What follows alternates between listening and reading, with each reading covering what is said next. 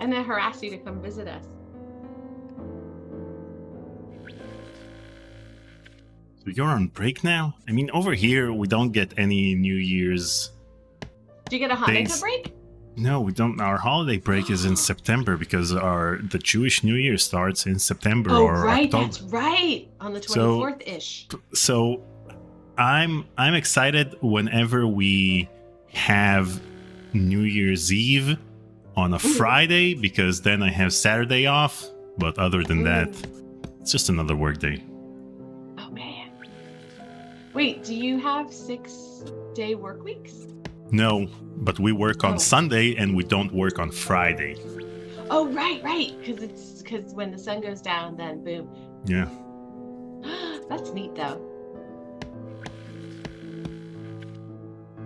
When I lived in Montreal, we lived in a neighborhood called Outremont, and there was a whole like hardcore like Orthodox community that was like right next to, sort of in-ish, proximal to Outremont, and they had all kinds of different celebrations, and it was super, like, it was just neat to see people, I don't know, yeah, living their lives. It was neat.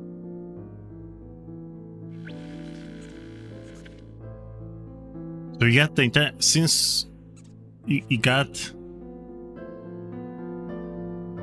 you're off work up until next week? Until Monday, but the thing is, I still yesterday and today I still have been in meetings.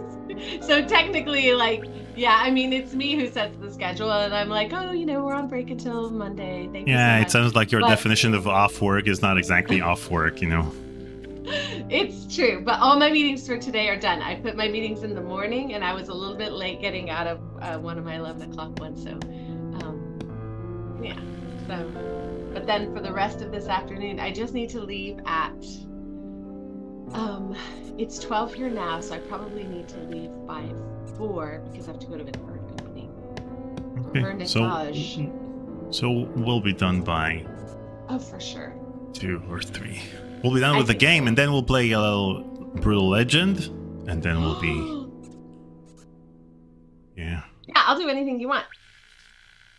So we will play Full Throttle. We're according to the save screen, we're 64% into the game, so we still got hopefully, otherwise Double Fine's wrong.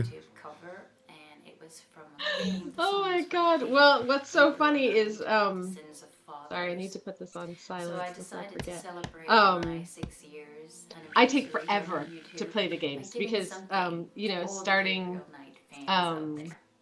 in Prods Up and then being very, very close to test, it's just my nature to go everywhere, look at everything, pick up everything, do everything. Every option was everything. And then I can hear all of the dialogue options too, which is, like, of course, the great joy of my life. So. Okay, the timer ended like 10 minutes ago, so let's start. Oh darn! Hi everyone. I'll do my little intro, and then I'll switch to us. Okay, let's do this.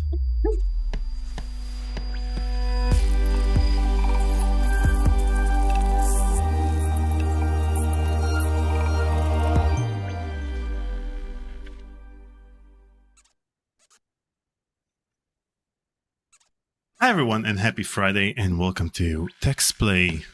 My name is Daniel Albu, and today we're going to get back to playing Full Throttle with none other than the amazing Khris Brown, who was the production coordinator and voice editor on this game.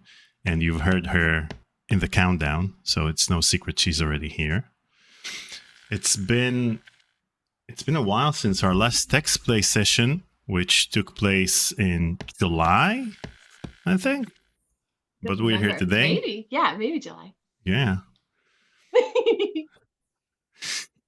Anyway, I'll bring Khris out in a sec. In the meantime, I'll let you guys know that due to the fact that Paul started a new job, our schedule's changing a bit, and we'll still stream together on Saturdays. But during the weekdays, he'll probably do evening live streams, and I'll do the noon streams every once in a while. And Fridays are now for the text play sessions like this one. I have a few lined up. I'm also going to play Outlaws with Julian Kwasniewski, and I'm going to play maybe Jedi Knight with Eve Borkmans, and basically all of the people that I've interviewed in the last couple of years will join me in some sort of session or another. And earlier this week, I celebrated my 50th conversation and the second year anniversary of Tech Talk with Daniel Albu. So that's exciting in a way. And my next Tech Talk session will be next Sunday, not this Sunday, next Sunday, with Dave Grossman. And it's my second conversation with him.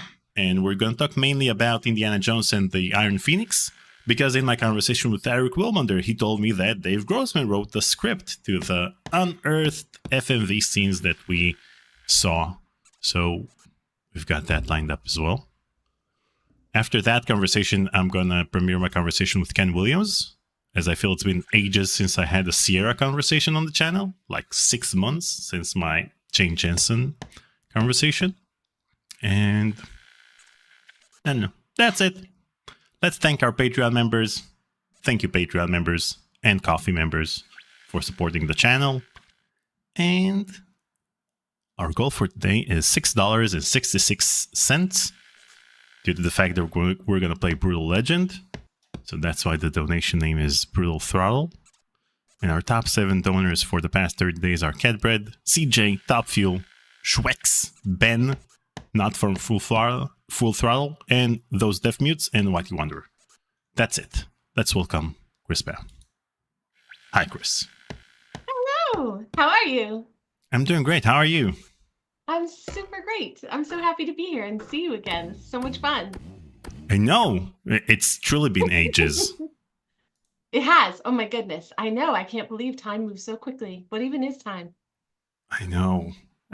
Time means nothing since 2020. Everything either feels like, wasn't it just 2015 a year ago? And now it's been a decade since 2015. And this year we're going to celebrate the 30th anniversary of Full Throttle. 30th. Oh my God. Really? 30th. I was a teenager when I played this. Now I have to celebrate the 30th anniversary of this game. Oh my goodness. Aw, well, everything just always makes me think of Roy Conrad. We miss you, Roy Conrad. We love you, Roy Conrad. Yeah. And what's even, and my favorite, along with Loom, The Dig is my favorite point-and-click adventure game. So this game also celebrates its 30th anniversary this year. Oh, yeah? Yeah, The Dig and Full Throttle came out in the same year. And Rebel Assault 2 as well. 1995 was pivotal in LucasArts history. I was so happy to see that you spoke with Vince. I still need to watch that. Vince is so lovely. I know. Vince is great. Everyone's great. I know. It's like, yeah, what a gift to have just like fallen, I feel like, out of the sky into like boop, this like beautiful nest of amazing humans. I feel very grateful. And you worked with all of them. I know. I love them. They're amazing. They're so nice. Now, a couple of days ago, just in time for this live stream, a YouTube user called Chaldea on YouTube posted a segment her father, Martin Higgins, produced for the Alex Bennett show, where he visited the LucasArts offices during the production of Full Throttle. Huh? That's so funny. Let's see if we... There's a backstory there that I'm just not going to tell. But that's neat. No, I want to hear the backstory. Let's finish the live stream now. Oh my goodness, yeah. Not everything makes it onto the live stream. Oh my golly. I don't even remember where we were. Well, we're going to remember. We're at LucasArts. Yes, it's that Lucas, and it's quite arty. Yeah. And this is Tim Schafer, by the way. Quite an artist myself. Actually, you're a hero of mine. Because you did Day of the Tentacle. Thanks. And now you've done Full Throttle, which absolutely, as you saw it, a gorgeous game. So in what dream state did you come up with this idea for a game about a motorcycle guy going around and getting tough in this very dark, grim world that he lives in? Oh, I was going to say, just look at the room. well, we're doing a biker game, and it was a serious toned game, and we liked the way the black marker smelled, so the game just has a lot of dark, big black spaces in it. And it just wanted to do something different than the last game. Day of the Tentacle is very kind of gentle kind of game, and I thought, the opposite of that would be some big biker. Yeah. So there's original music, original voices, original artwork there. Yeah, we also have Larry Ahern over here. Do you see him? I do. Oh my gosh. Look at that monitor. In his work attire. He has a picture of Roy Conrad. That's Roy Conrad's headshot. Wow, so he used Roy Conrad as reference for Ben? Probably not visually. Several different directions the shot evolved. After you, Roy Conrad took pictures, but her camera was stolen by the same thug that came after you. Roy Conrad. Yeah, Which means he you is can be great. just about anybody if you do voices. Now they also talk about the high-tech website you guys had at the time. Now something I really love, see, because I've got a And he has the Day of the Tentacle cap. Hat. Yeah.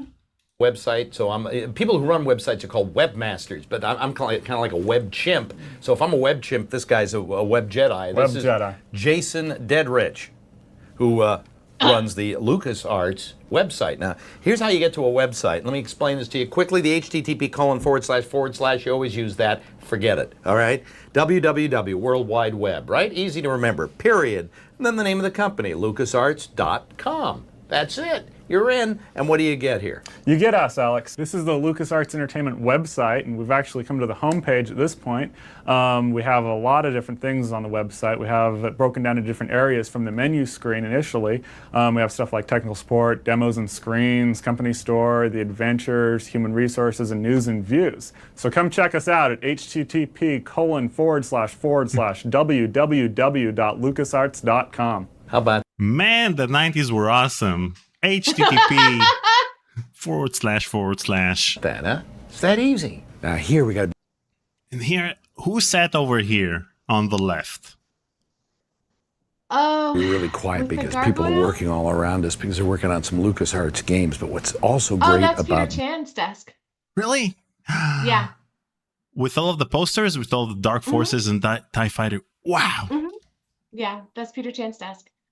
because people are working all around us because they're working on some LucasArts games. But what's also great about this unless particular I'm totally wrong, but I think I remember that poster being. But maybe, I mean, where is he? Is he in? Golly, is he in? It looks like he's in B building. building. This is the deadly cannon from Jabba the Hutt's barge in Return of the Jedi, and over there is a sail kind of thing that the Ewoks used in Return of the Jedi. Come on this way. You've got all the artwork from a lot of their games. This is our producer director. Here we've got this is. Check this out. This is artwork from The Dig over here. Yeah. And you guys had it plastered on your walls. Oh, jeez. Did I just rip my pants? Oh, jeez. Put it on the list. Get a new pair of pants out of the deal. I walked too fast, and the microphone pack pulled a big hole in my pants. So you're going to see me from here up from now on. This is like a matte painting from the Explorers. And what they do is they have this. So listen. The next. So this was the. So I really want to know whose desk it was on the left over there. I'm pretty sure it's Peter's. You could check with him because I remember he had that, and I think that was from the Body Shop, or that was from some.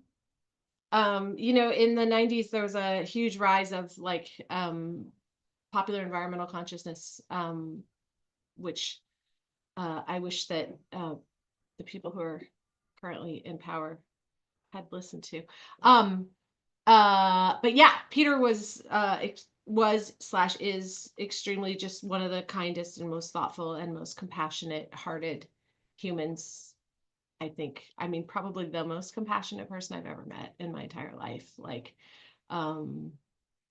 yeah. And he had, so I remember that as being something, it was a very, even in the early 90s, being thoughtful about the impacts of colonialism and yeah, just generally being awesome and inspiring people to work from a place of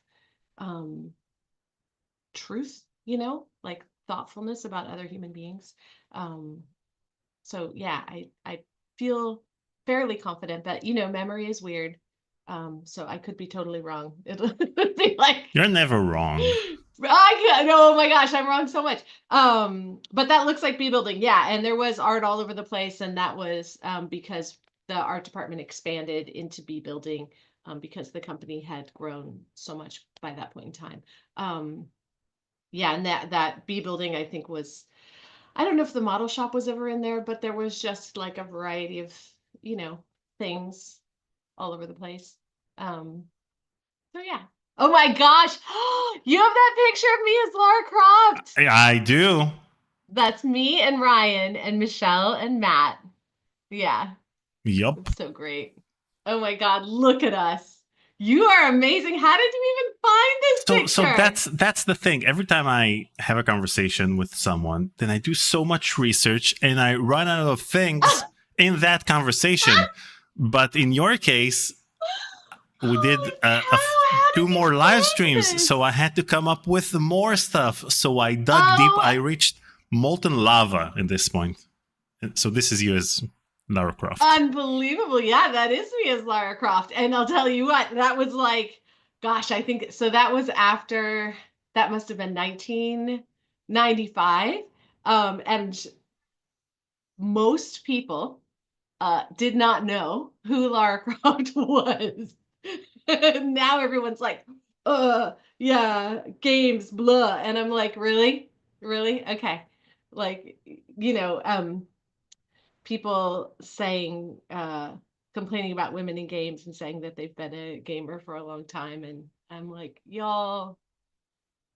And who's that next? He looks like Leonardo DiCaprio. Oh, on my right in the Bundeswehr shirt, dressed as Sid. So that's Ryan Kaufman. And so he's Sid, and then his wife or girlfriend at the time, Michelle. They were Sid and Nancy. Okay. So what else do we have here? You have a campfire on January 31st. I do. You want to talk about that? I do. Yeah, thank you for giving me the opportunity to yap about it. That is, so Kritia Bajos, who is wonderful, who is a wonderful, wonderful director, actor, was in actually Barry, if you've seen the show Barry on HBO. And has been in just a ton of different things, has been in a ton of things for me as a voice actor, or excuse me, she's working as a voice actress in a number of roles for me. Anyway, so she has this campfire thing, and there's sort of a community of people who all sort of know and love one another and do a bunch of things to support newer voice actors. So like there's Skills Hub, which was started by Jennifer Hale. There's this thing called the HALP, H-A-L-P network that was started by Chip Beeman, who is like so hardcore OG, like same like back to the 90s. And he started that with a woman named Julia. And so they help kind of, they're networked with a bunch of what I would call like vendors or service providers. So like Dara does work for them, and it seems like it's a bunch of different things, and it is, but also everybody kind of knows one another. It's just such a supportive and amazing community of people who have the same goal, which is to elevate voice work and to also empower creatives and help creatives do their best work. So this will just be a chat. And then we'll also do what we call a lightning round, where people will put in their demos, and then I will provide some feedback to let people know, this is what a casting director would probably, how they might respond to this. Here's some ways, tips for how this could potentially be improved. Yeah, so that's on the 31st. And where will it take place? It will be through voiceover. So the Wait a sec. CJ tipped $44. Yay. Thank you, CJ. 44. Now we obliterated our I wonder if 6.6. that's CJ. Oh my goodness. If that is, hi CJ, I miss you. No, it's our CJ. We have our very Is own it CJ. yours? Okay. Aw, that's nice. Thank you, CJ. Thank you, CJ. This is I think it's called VO. I would have to look at the Instagram. Whatever the Instagram that you pulled it from, I don't immediately have the link to mine. Okay. I'll post But it if you on go our onto my Discord. Insta, which is VoxPoint, yeah, I think our Insta is VoxPoint LLC. If you go onto it, it's up there. Okay. I'll post the link on our Or Discord go to Kritia server. Bajos as well. So Yeah, sorry, I CJ, wasn't prepared. I was CJ tried surprised. to, no worries. CJ tried to reach the 666% goal. That's why he donated $44. But since the coffee website doesn't accept cents, then he couldn't reach it. That's so charming. What else do we have here? I have this. What's this email by Lisa Starr for... Oh my gosh, where did that even come from? Oh my gosh, you're amazing. I have access to your email. I'm looking Have you for spoken to recipes. Lisa? You I should. have not. Oh my gosh, she is just, I feel like, it's difficult because I am such a fan of all of these people that I don't want to violate any of their privacies and say like, they do this, because I get really enthusiastic and stoked about yeah, I'm just so happy that people are alive and they're doing what makes them happy. So I don't want to like spill all of their beans. But yeah, she is around and wonderful and probably has a million stories. So this is Lisa Starr's lemon bar recipe, and she was I imagine she may still bake, but she would make incredible things. She would make birthday cakes, and the lemon bars were a huge hit. So this is her lemon bar recipe. Yeah, and there's All Messages was the company-wide sort of bulletin board. Yeah, it's like reply to all. To All Messages, yeah. And you could go, I mean, it was sort of like a pre-Craigslist sort of Craigslist. People would just put whatever up there, like concert tickets, or I'm renting out a room in my house, or here's does anybody have a good recipe for whatever? Yeah, and Lisa, her lemon bars were like top notch, and everyone was always asking for the recipe. So now it seems that she posted it. Yeah, she left out a few ingredients because I think that eggs is kind of important in a recipe like this, but you had to write it by hand because it wasn't part of the email itself. Yeah. Well, that's okay. I mean, you put it up there and it's up there, and just like the internet now, sometimes there's going to be typos. That's all right. No She'd worries. probably send out a follow-up message. One other thing I found was what on earth? The Farce from March 1997.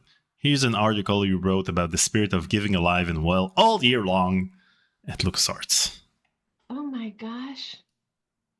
Holy crow. Who?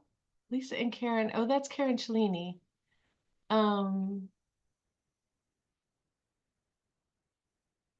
Human Resources, Lisa Goldman. Oh, I don't remember that person.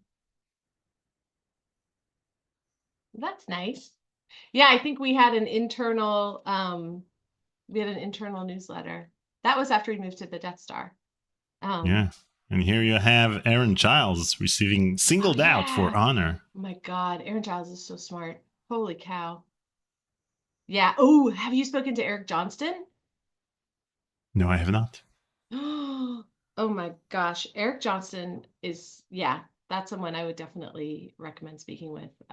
Just like these people, they're like just genius level. Like you just walk into the room and you're like, I don't even know what's going on in the air in here, but I feel intimidated and must leave. And they're like super duper nice. Like, no, it's okay. Sit down. I'll explain it to you. It's like, what? Yeah, unbelievable. Now, one last thing before we start playing the game. You know, a couple of days ago, I watched a silent short film, and I thought, how are you finding all of these things? Oh man, no one should see this. I can. This is like private, non-work related. Oh darn. Oh, you want me to stop this? I mean, Okay. you did the work to find it. Someday you're gonna find, like, I'm. My goodness. I'm like, wow. I hope you don't find those paintings from the early 2000s. Okay. Now, oh no, now I've given you something No, you can't. It's fine. This was our homage to. I mean, this is my personal life as a costumer, and yeah, this is a silent film that we made for the Gory Ball as an homage to Edward Gorey, and I played the unexpected guest. Okay, so we're gonna watch like 1 minute out of the 6 minutes of this masterpiece. Yeah, don't watch all okay. 6 minutes. Oh, gee. Okay, and CJ in the chat is right. He says this is why we are on the stream. The infectious laugh. That's exactly why we're all over. I'm so embarrassed. Oh my gosh, I can't believe you found this. Holy crow. That's the interior of my old house. What? Yeah. I love Victorians. I live in a Victorian now.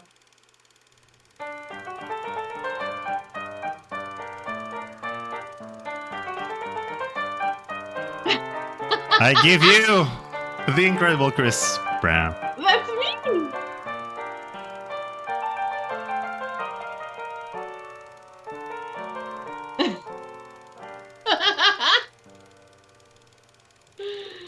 Oh my That's golly. enough YouTube for today. Oh. If you want to see something really terrifying, if you can find, this will be like a challenge. So Dave, you can ask Dave about this, but Dave did a public access television show, and there was, and they won a bunch of awards for it actually. And there is a thing that was like a faux opera, and it's brilliant. Like the writing is because Dave wrote it, so of course it's brilliant and hilarious. But it's Bill Tiller, and he plays a couch potato, and I play the television. And it's not my voice, although they did put up with my singing for lip syncing. As we were making this thing, I don't even remember what it's called. It's like the romance of Potato Bill or something. Yeah, I don't think that it's on YouTube, but it's Bill Tiller playing a couch potato. I'm playing Kathy Ray Tube, who sings my siren song of, I think, vegging out or something, at him. Yeah, and then in that thing that we were just watching, so Yarmouthport is where Edward Gorey had his house, Elephant House. There's a thing called the Edwardian Ball, which is in San Francisco, and it's absolutely wonderful and was started as an homage to Edward Gorey and still is an homage to Edward Gorey. And so the gentleman who, when it said a stunning resemblance, that's actually someone named John Daniel, who just was featured on the Star Wars website for making the big crab that is in Skeleton Crew. If you have seen the episode 6 of Skeleton Crew that just came out, I think Tuesday or Wednesday. Yeah, and so the world is like literally this big, and the woman is Anandamai Arnold, who is an incredible paper artist, who that's the opening that I'm going to tonight, which is why I have to leave. She's unbelievable and has been featured in, like, I don't know, Oprah magazine and Martha Stewart and whatever, blah, blah, blah. And then the other person is another incredible artist named Amy Baldwin, who's also been featured sort of worldwide for her paper crafts and animals. And yeah, I have a heron that she made that looks like people think it's a taxidermy bird, and that's Amy Baldwin. And anyway, Wow. yeah, people are amazing. The world is full of like just incredible human beings.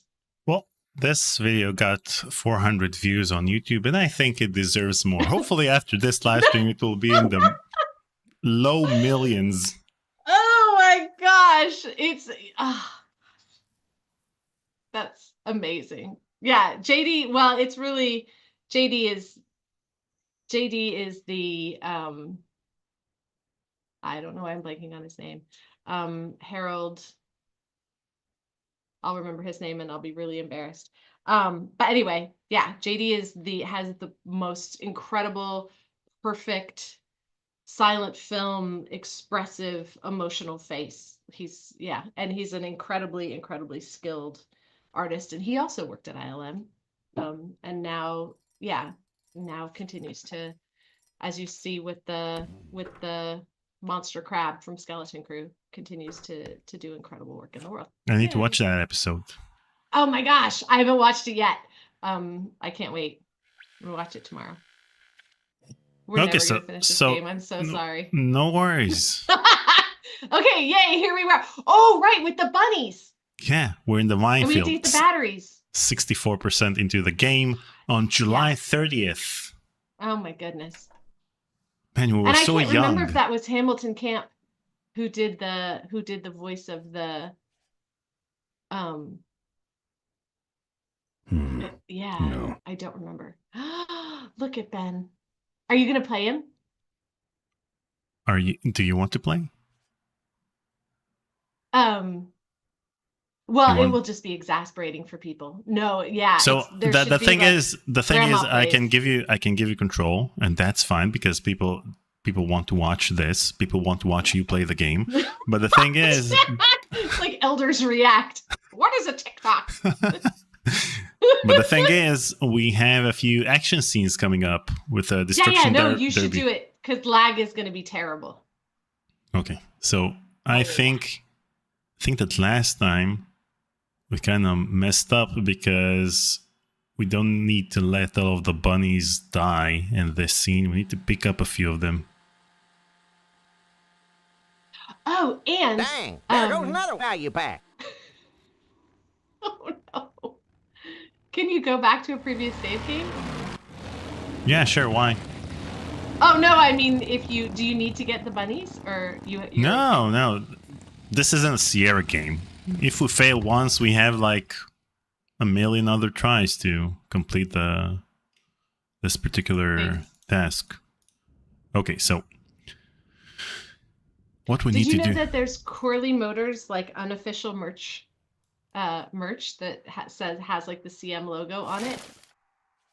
Really? Out there? I just in the world? discovered this. Yeah, it exists in the world because one of the artists from LucasArts posted a photo, like a private photo on Facebook, and their kid was wearing a sweatshirt with the logo, and I was like, oh, what? Is that a real thing? And then there was no reply, and I was like, ooh, maybe I shouldn't have called that out. But then I Googled it, and yeah, if you Google Corley Motors merch. Is Double Fine getting any revenue from this? No, it would be Disney. Is Disney getting any revenue from this? From the unlicensed merch? Probably not. No. No. But I would love it if there was a I don't know, a merch store. Although I think I Am 8-Bit makes some merch.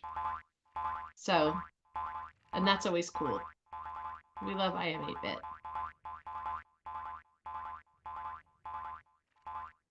Okay, I picked up a bunny's weight. What happened to the music?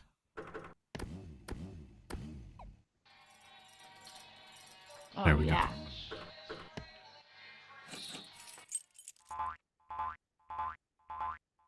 go. Okay, now we have enough bunnies over here in our inventory.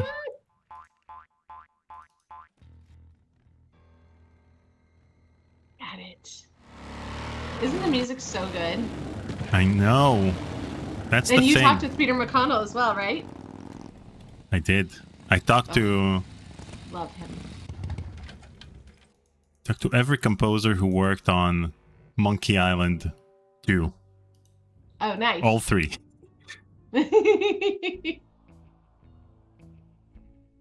You know what would be super good? Do you know who Craig Derrick is? Of course, I know if he would be who allowed Craig to Derrick speak. is, and I tried to reach out several times. First of all, I talk to Craig Derrick all the time. First, every couple of months, I ask him if he's willing to do an interview, and he's the only person I told that I'm willing to give the questions in advance, because I know that since he's working at Disney, and there are probably a few things he's not allowed to disclose, and I don't want to put him on the spot during the conversation. Yeah. So I told him that if he wants, I can send him the list of questions in advance. But Yeah, and he's still... I don't know if active employees are able. I'm sorry to interrupt you. Please go ahead. No, go ahead. Oh, I don't know if active, like current, it may not be something that's allowed. Yeah, From a so... business standpoint, So on one hand, I want him to join me for a conversation, and so I want him to leave Disney and join me for a conversation. On the other hand, he's doing so much good at Disney that I want him to stay there forever. Forever. Oh my gosh, he is an incredible advocate for adventure gaming, and also just like such a sweetheart. Just such a sweetheart. You know, every time in his 2015 GDC talk, Brian Moriarty, the creator of Loom, said that he's willing to not give the rights because he doesn't own the rights, but he's willing to work with 3 companies to create the sequel to Loom. And it was Double Fine and Wedget Eye Games and Telltale. Now, I don't want Telltale to do any Loom game, because then it wouldn't be a point-and-click adventure game. It would be, choose your own adventure type. Timed events, 2 choices, and that's it. Tons of cutscenes.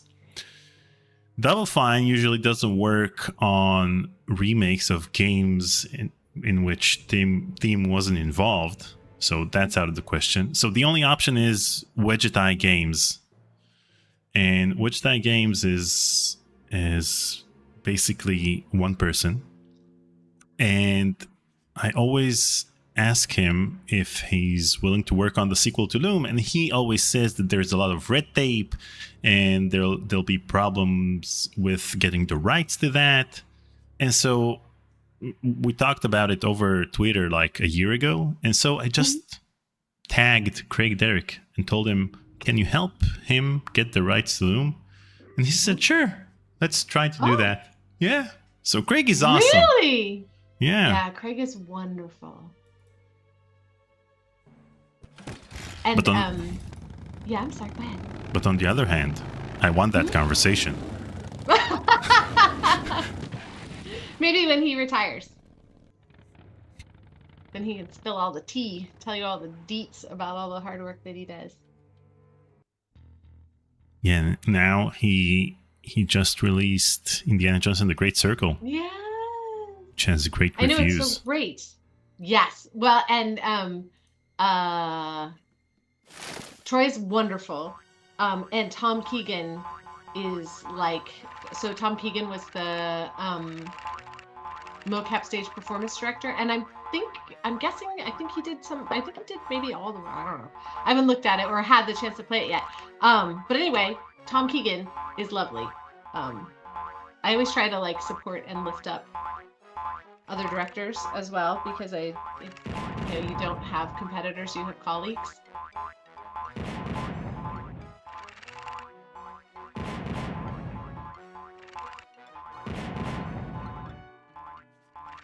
You don't have competitors, you have colleagues is a great mantra to live by. Yeah. Yeah, I'm a little wide-eyed and jubilant, and I don't live in a giant house, but I have a peaceful heart.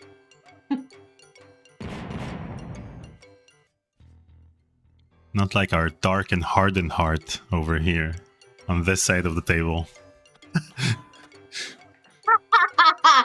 No. Oh my gosh. I can't. All of the work that you've done, honestly, like if you, I mean, it's a huge archive of a moment in time, and to have just hours and hours and hours of oral history. I mean, you've created, kind of a Smithsonian of early interactivity, upon which so much other work rests. And I think it maybe seems easy to, oh, well, of course that's how interaction works, because, that's how interaction works. But to have a conversation with the people who said, well, wait a minute, how does interaction work? To allow future generations to kind of dig deeply into hearing, the John Fords of video games talk about what it was like to, shoot in the desert or whatever the thing is. To have this source material is just, I think it'll be invaluable in the future. And all of that work has been done by you. And it's an incredible gift that you have given. The gifts you've given us are more important, and that's great games to play during our childhood, because nowadays it seems like games suck. I don't want to be a kid and play today's games. Ooh, there's so many good games now. Yeah, but there are so many bad games as well. That's the problem. I think the field is quite crowded, and I think that the profit motive is really challenging. Top Fuel tipped $6.66. Those old videos and photos are pure gold. Old video, yeah. Maybe we should watch the entire 6 minutes of the Khris Brown movie. Since I celebrated the 2-year anniversary of the Tech Talks, because my first Tech Talk was with Aaron Giles on January 1st, 2023. So now I reached my 50th one on the 2nd year anniversary. And so I rounded up the numbers and saw that if you want to watch all of the Tech Talks, it will take you 5 days and 19 hours and 42 minutes. So clear up your schedule. Take a week off. Watch the entire thing. What do you think what are the top 3 through lines that you think have been consistent in speaking with everyone? Or even just the top 1? Everyone's been so nice. That's what surprises me the most from all of the conversations, because most people, regardless of, I talk to animators and I talk to project leads, and it seems like the project leads have been interviewed multiple times in the past. Well, I just interviewed Chris Miles. You know him? He was an animator on The Dig, and there's no interview available with him online or anywhere else. So my interview with him will probably be the first. So, but the thing that's been consistent is, regardless of how famous they are, they've been nice and receptive of the fact that it might be a lengthy conversation, and I always tell them that the length of the conversation depends on the length of their answers, and I never interrupt them. So it always starts off with them saying, I have nothing to talk about for 4 hours, and then the conversation ends up being 5. So that's the consistent things. People think they have less stories than they actually do. That's nice. Is there anything that was the most surprising or funniest? Most surprising or funniest? The fact that Michael Land created the LeChuck theme while taking a piss. That surprised me. Yeah, Oh my goodness. So he whistled it to himself in the bathroom, and 15 minutes later, it was the official LeChuck theme. That's fantastic. Oh my goodness. Because that's the really main funny. that's the main problem with doing so much research before the conversations. There's not a lot that can surprise you in the conversation itself. But this surprised me because it was never disclosed anywhere online, so he caught me off guard. Oh, that's so great. Oh my gosh. That's really funny. Yeah, I'm always shy of like... That's the guy I was telling you about, Susie. You sure? Oh, yeah. Yeah, that's the guy who killed my father. All right, vultures, rack 'em up. Let's rip him quick. Listen, Mo, you're making a big mistake. Oh, Ben, you're right. We shouldn't do this quickly. We should draw this out, don't you think, Susie? Hey, I got all night. You heard her, kids. Let's draw this out. Oh no! Let me go, or else Or else what? I'll get blood all over your driveway. That's good for the landscaping, actually. Let me go, or else... Or else what? Or else what? What should I choose, Chris? Oh, I'll stick the polecats on you. I'll sick the polecats on you. The polecats are in jail, Ben. You put them Done. there, remember? Oh no! Let me go, or else... What? Or else You have what? to say... Oh. So, yeah, get out of this. Why? And then she'll reply. The correct answer is one of these 4 answers. Oh, do you want to go back? You can say, yeah, say any of them. I'll call you names. Ooh. Like what? But go to, oh boy. Oh, you want to hear all of them? No, just rat bike riding is really. Okay. But, Farmer. Okay. But if you go back to him saying, Yeah. yeah, there you go. Your father was killed by Ripburger, not me. Or Okay. Malcolm wants Father. you to take over Don't his you company. dare talk Yeah, about my those father, guys. you heartless bastard. Yeah. Corley and One I... of those two. I said shut up about my dad. I don't know if you're trying to actually solve this dialogue puzzle or if you want to hear all the dialogue options. Oh, it's either. We can do any of them. Anyway, the correct answer is let me go or else. Let me go, or else... Yeah. Or else what? And then I'll call you I'll names. call you names. Ooh. Like what? And then you call her Diaper Dynamo, and that's her nickname. Right. Diaper That's right. Dynamo. How? Where'd you hear that name? Your father. He told me just before he died. You bludgeoned my father and then talked about old times? I didn't kill him. Ripburger did. A photographer took pictures, but her camera was stolen by the same thug that came after you. I still have that roll. Well, develop it, would you? While I still fit in my clothes? Okay, you stay here. Hey. Oh no. Sorry.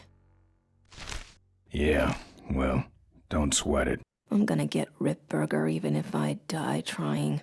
No, we have to expose Ripburger at the shareholders meeting. That way, we take him down, we save my gang, and your father gets his dying wish. You take over Corley Motors. Ripburger canceled the shareholders meeting. He made a statement to the press that there'd be no meeting until the murderers were brought to justice. So, no shareholders meeting until we're both dead? That could be arranged.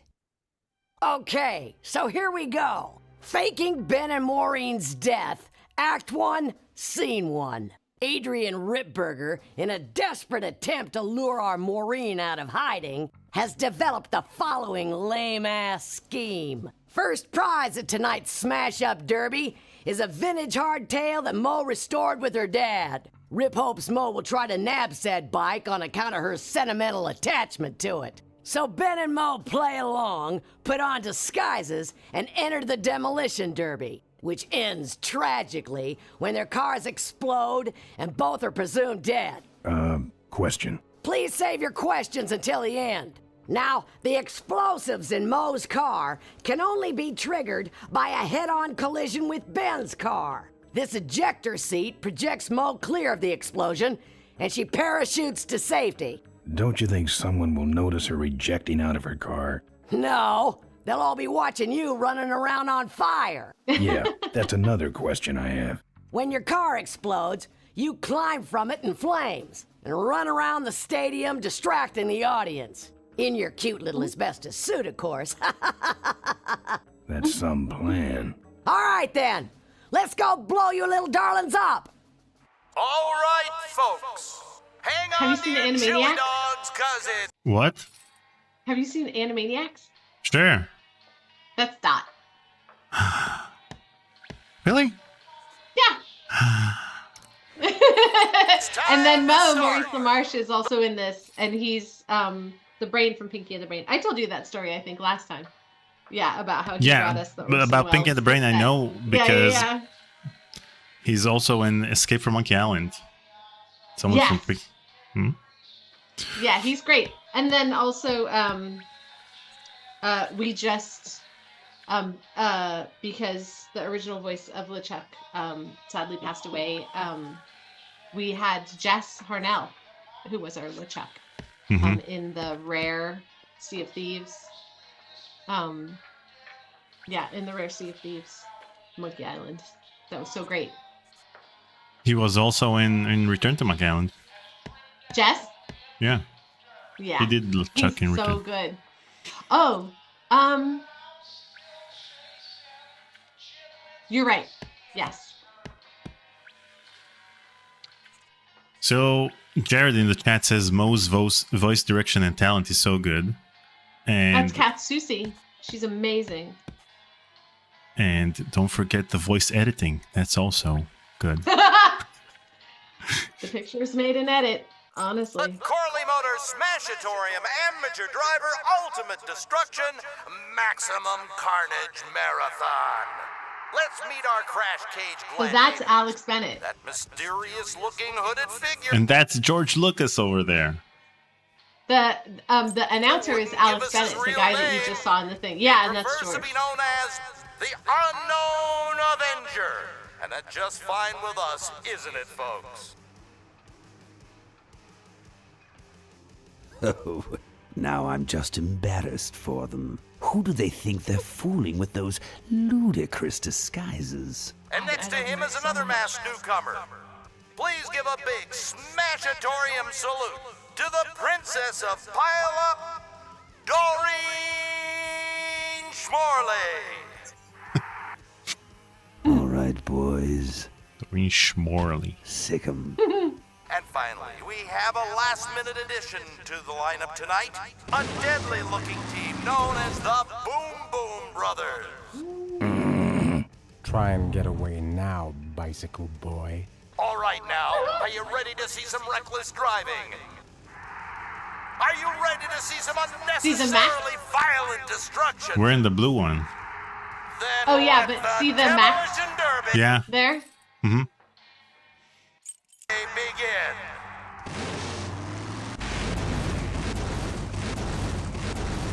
Where are you, Ben? Hang on, Mo. Here I come. Oh, we're in the red one. Sorry.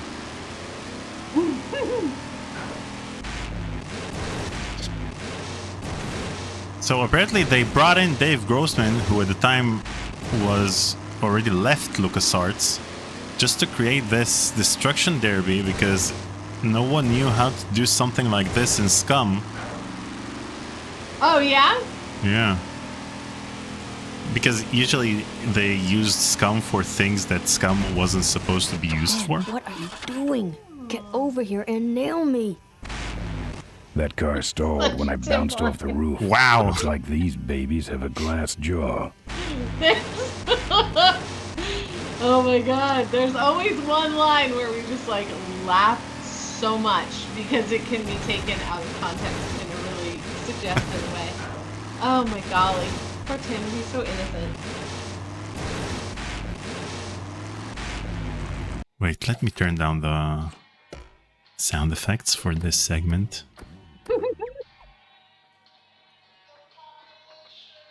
that's right. I remember that because, yeah, Dave was gonna do the dig. I mean, yeah, you spoke with him, so you have his whole bio, but that's right. That's right. Oh, and then he went and did all the stuff with Humongous. That's right. Oh, yeah, and he made Freddy Fish and all that stuff. Mm-hmm. That stuff is so sweet. Oh, and Putt Putt. Ben, I can't avoid these other cars forever. Don't worry about it, Mo. Boop. I love that you've talked to, like, all of us. It's amazing.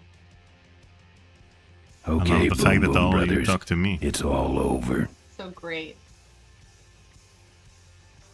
Get him. Yeah, and Jason. What are you doing? Are you taking a nap? Idiots. Okay, Mo. Time for our big finale. Do it! Now that's an explosion, ladies and gentlemen. Can't see any survivors. Wait, what's that? It's the Unknown Avenger, and he's on fire! Wait, have you ever been to the LucasArts archives? Folks, that looks painful. To look through the audio archives, or Oh, I have not gone through those banker boxes. No, I have dug through them once they were in a different location. But no, I haven't. After LucasArts was sold, and then what got boxed up, what got boxed up and taken to the archives. No, I haven't gone to the archives. let's see you say that 3 times in a row. No, I haven't. Yeah, I haven't been to the archives for a long time. But yeah, it's. I mean, I don't know what it's like now, but it used to be. I mean, yeah, you just walk through there and there's like 6 holy grails on like some dusty old shelves and stuff. Yeah, But, so here's the thing. Yeah. We have, if you look at my video stream, you can see the archives. In the Making of Day of the Tentacle Remastered video, they have photos of Team walking. Oh! And here's the dig. I want to see what's in those top 2 drawers so bad. Well, those are flat files, so that's art. Yeah. Yeah, that's probably old. Oh, because it says. Oh, I can't see it. I'll have to look it up. So is that a 2-player? So it says the dig over there. Oh, really? Is that Yeah. a 2-player documentary, Making of Day of the Tentacle Remastered? No, it's a 12-minute YouTube video of Really? the making of Day of the Tentacle Remastered. Is it on the Double Fine channel? No, it's on YouTube. Oh, it's just Yeah, like just I the can making of search Day for of the it? Tentacle Remastered. So here's Nice. the artwork for Day of the Tentacle, and there are things here like over here we have Gladius and Sam & Max Freelance Police, the cancelled Sam & Max Freelance Police. That's amazing. Oh, that's great. Oh, look at all those banker boxes. Oh my I know. God. That's like my freaking life in there. Holy cow. Well, at least until I was 28, LOL. And then it's then it moves over to the prequels archives. Oh gee. I love the fact that there are retro computers sealed up over that's here, just in great. case you You need to love to run see one it. of these old versions of the game and you need some Isn't that old, great? Oh my old computer God. to run them. Yeah. That's amazing. Yeah, So- I don't know what I mean, I could certainly ask. I'm sure. I mean,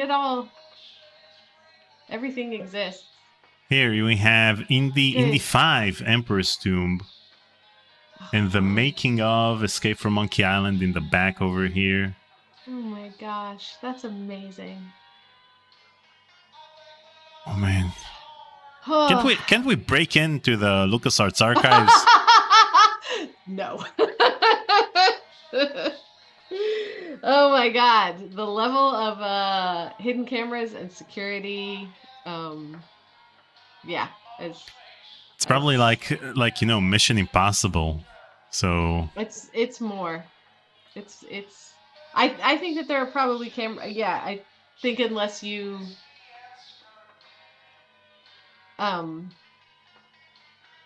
yeah, I'm sure that there's one person who still works there who was there in the beginning when all of that We stuff was really installed. should put him out right away, but what a show, And they've just huh? added to it. So yeah, now you have like infrared, you have everything, no and sign of necessarily, Miss Morley. like, absolutely Infrared? necessarily.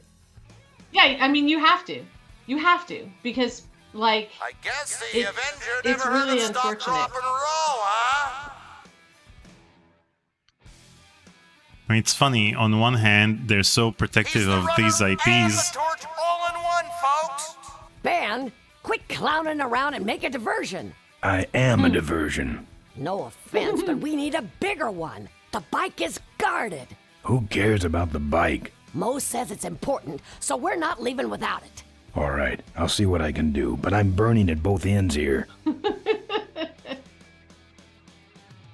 the runner and the torch all in one, folks.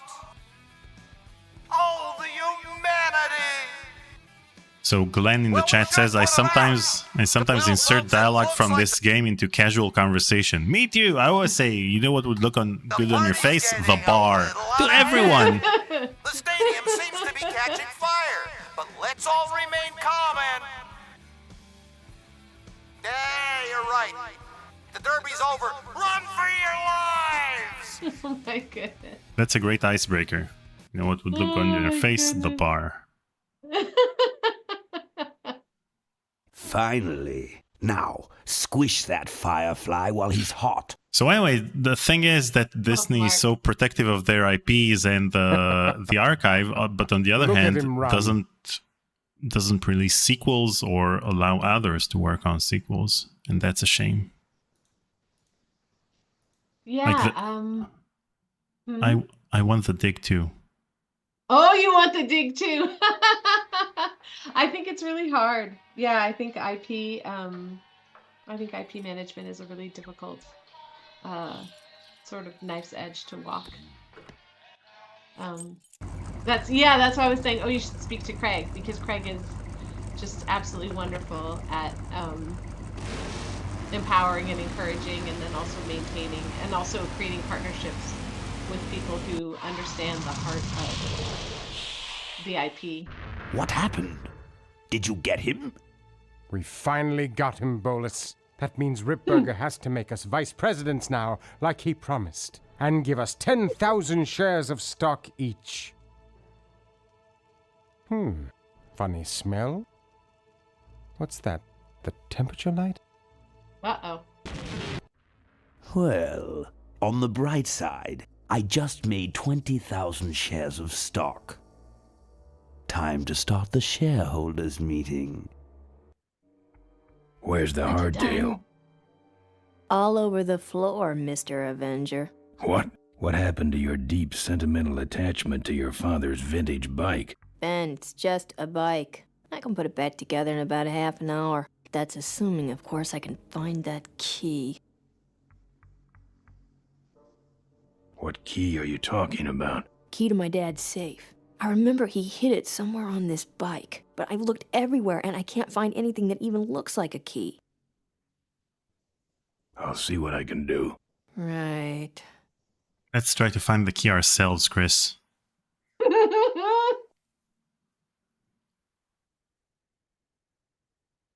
sort of vaguely remember what I think it is, but then I completely, memory is so odd. Oh, it's over here somewhere. It's one of these two numbers.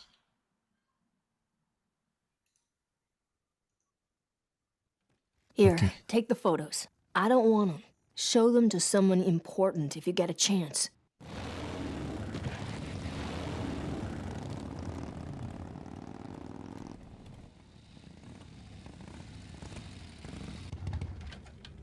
Okay. And apparently last time we opened the secret hatch, we talked about this puzzle. Oh, yeah! But what we failed to do is actually listen to Tim talk about this puzzle.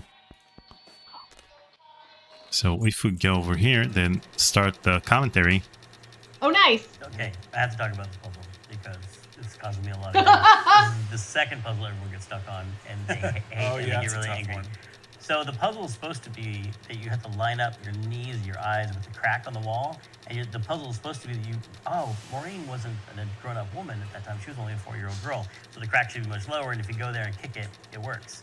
But we're worried people would just brute force it and kick everything, so we made it so you couldn't kick it unless all these gauges were all lined up, which is a little contrived. And so, but that's where I learned the rule of adventure games. If it's possible at all to brute force something, they will do it. So it's like, well, I guess I just gotta kick every pixel on this wall. And so people would kick every pixel and be like, why did you make that stupid puzzle where you have to kick every pixel? And I'm like, it was supposed to be this other thing. Supposed to figure it out. You're supposed to think the way I thought about it. So that was a big learning experience for me. So he was afraid that people would brute force it, but that's my MO. I brute force everything. So I couldn't brute force this puzzle. That's why I didn't like this puzzle that much. Oh, really? I love it. Like, I love that games, it's always it's a conversation. Like, in a film or a book or whatever, like to a certain extent, you're guessing what's going on, but it feels like in terms of what the author intended or what it's artist transforming you because of what it means to you. If it's a static thing like a literature, even music, and in games, it just, for me, it feels like much more of a conversation in that I feel like I'm able to take part in the thought process of what were they thinking, what were they going for here. And it's still, like any art, still is transformative based on what's going on for me emotionally or whatever, at that time. But it just feels a lot more like a conversation, and I really love adventure games and puzzle games. Like there used to be a magazine called Games Magazine, and it had like a little, I don't know if you had that.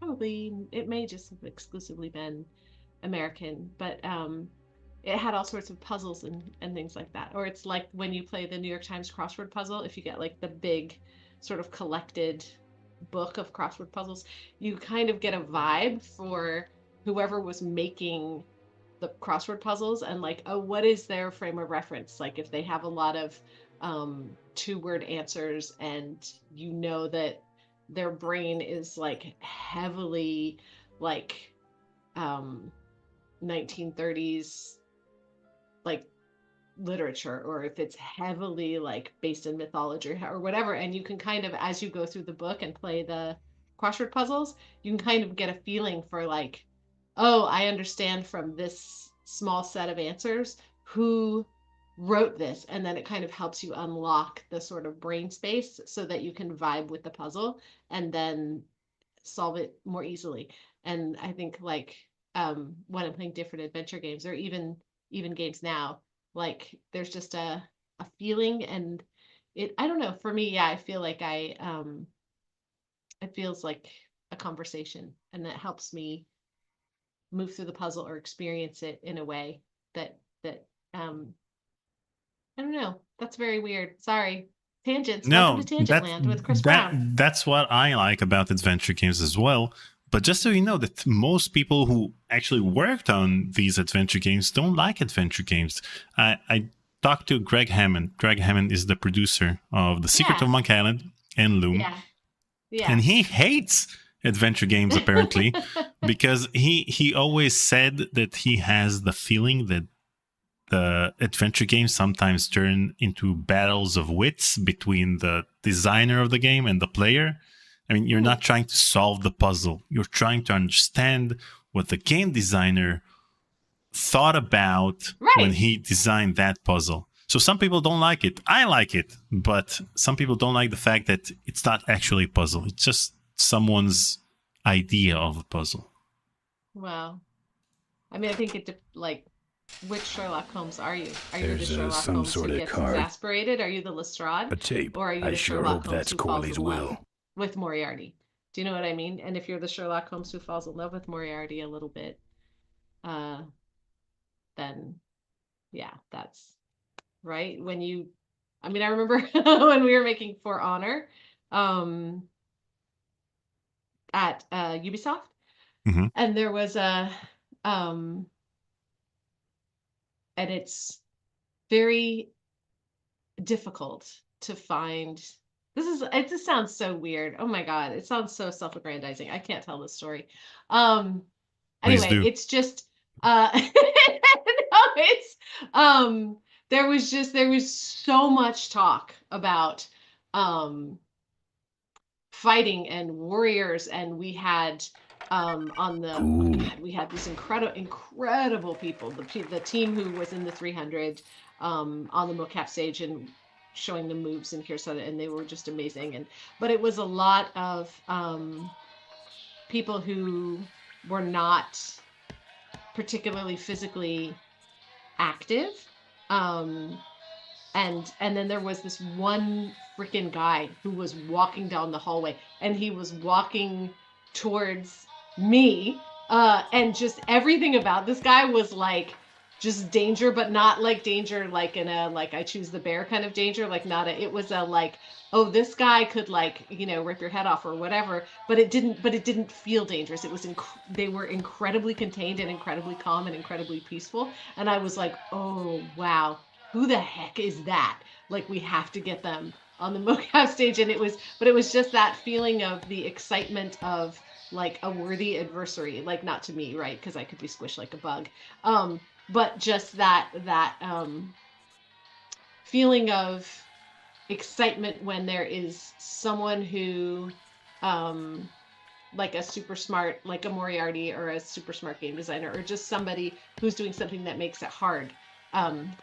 Like, oh God, I can't remember if it's Richard Feynman who said, or it was, no, Richard Feynman said the thing about nature, but it was someone who was like, maybe it was Oliver Sacks, but they were like, oh, I like puzzles. Maybe it was Feynman. Yeah, I always hope to have a puzzle that is incredibly hard. Not so hard that I can't solve it, but really, really, really, really hard to solve because it's exciting. Yeah, that's the part I miss about playing adventure games, because with walkthroughs online and the fact that I don't have enough free time to play them, then you don't... I think the last adventure game I played in which I tried to recreate that feeling from the 90s was Return to Monkey Island. Because I played a game, I didn't use a walkthrough, I didn't use the in-game hint book. I just played the game, and whenever I'd get stuck on a puzzle, I play for a while, and then I just quit the game, go do something else, and then I get back to the game like a day after or after a few hours. Oh, and then you have it. Yeah. Yeah. And I miss that neat? I miss that feeling. And I no longer have it with games nowadays because other than Return to Monkey Island, if I get stuck in a puzzle in a newer adventure game, I just quit the game. Never played again. Oh no! No! Well, maybe Julian can, when you do Looks like the meeting with him, started. can suggest good games. Because he does all the Telltale stuff. I know. But that's the thing, with Telltale games, you can't actually get stuck in a game. Leader, but also a great personal friend. His loss affects us all deeply. Malcolm and I spoke often of the future. We talked of a day when Corley Motors would move beyond its humble beginnings into a new vehicular age. And although his tragic death took him from us sooner than anyone expected, Malcolm Corley's dream remains. I love that moment with the And I fake shall ears. carry out that dream in his memory. Ladies and gentlemen, I am pleased to present to you the future of Corley Motors. The Corley Minivan. Wait, did you add the reverb to these voice samples? Is this voice files? Corley was right. Probably. I never dreamed it would actually come to Yeah, no one else minivans, touched though. them. Wow. And did you remove the S's from? Oh yeah. Oh my God. Yeah. No, everything is the yeah. Everything. Organized the scripts, printed the scripts, printed out the scripts, noted the scripts, loaded all the, recorded it all. Well, we had an engineer, but loaded it all, cut it all, pasted together stuff that if I didn't like something, I would paste it together. Yeah, there's Martin Scorsese has an editor, and I am completely blanking on what her name is. What you see before you right now is my vision for Corley Motors. Terrible. And then look at the film melt. Perfect. Yeah. This is a disaster. You're telling me we're gonna have some major downtime here. Why don't you tell a joke or something? I don't know any jokes. You know, this reminds me of an amusing anecdote about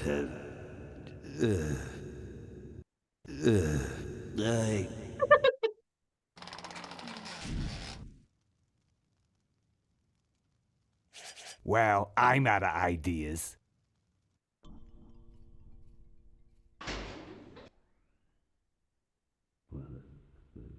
I love that. I love that you can get that sort of 40s film noir, and you can kind of like hear even like the pre-grim grim. You know what I mean? Now, this next slide shows our new, more aggressive corporate strategy.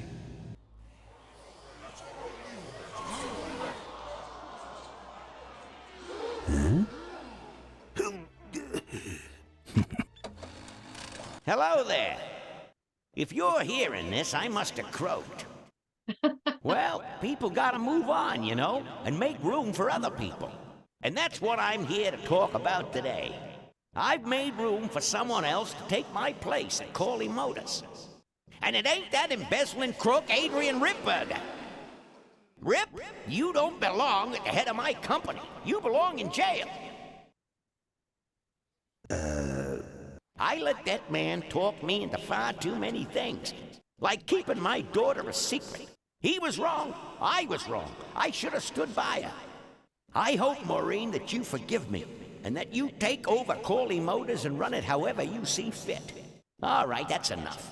How do I turn this damn thing off? I'm sorry you had to hear that tape from one of Malcolm's psychiatric sessions. Near the end, he suffered many paranoid delusions. He was haunted by powerful forces of his own creation. And here's one of them. Ladies and gentlemen, my name is Maureen Corley, and do I have a heck of a story for you. By the time I'm done, you'll see why this man should be in jail. Hey! Where'd he hobble off to? It's interesting that in the close-up scene, there was no reverb. And in the wide shot, there was. Oh, because if you were close to her, you wouldn't hear it. I know. That's the magnificent part. So you were aware of the fact that this would be framed this way and the other thing would be framed in. Oh yeah, always. Yeah, of course. Yeah, we always wanted to know what There he goes. I mean, it's just like in film. You know what the environment is. That was crazy to freaking hear Hamilton Camp talk about oh man, like woof, because he's passed away. Jack the Angel passed away. Like, I mean, yeah, it's just weird, right? People pass away, and that is freaking weird. And it's weird to hear. If you're hearing this, I must have croaked, and it's like that's the first time I've heard that, right? Since however long. I mean, Hamilton's been passed away for a long time, but yeah, that's crazy. I think it's amazing how artful the frame of the single shot of Ripburger with the gore on his face, and how that is so much more disturbing and horrifying, like the monstrousness of it. Like now with games, the focus is and has been for so many years on hyper reality. Like, oh, well, we want to, it's got to be photo perfect, and we have to show this like incredibly long cutscene with all the blood and this and enough to trigger a visceral reaction. And it's like, it's so much more powerful to just have that single thing, and it's so artful, and it's so like, I find that more upsetting than like anything I'd see in like Red Dead or Cyberpunk or anything, Yeah, that's the thing. Yeah, it's the same thing with Loom, for example. When they created Loom in 256 colors, then the whole grim atmosphere and the ominous atmosphere just went away because of all of the colors. While Mark Ferrari's original creation with the 4 colors or 1 color in the monochrome version or 16 colors with the EGA version was much more immersive for me and others than the VGA version. So less is more. Less is more. Yeah, I need to watch the new Eggers Nosferatu. Yeah, because that I think is they shot it in color, but then it's in black and white. Yeah, I need to watch it. He sent his goons after me.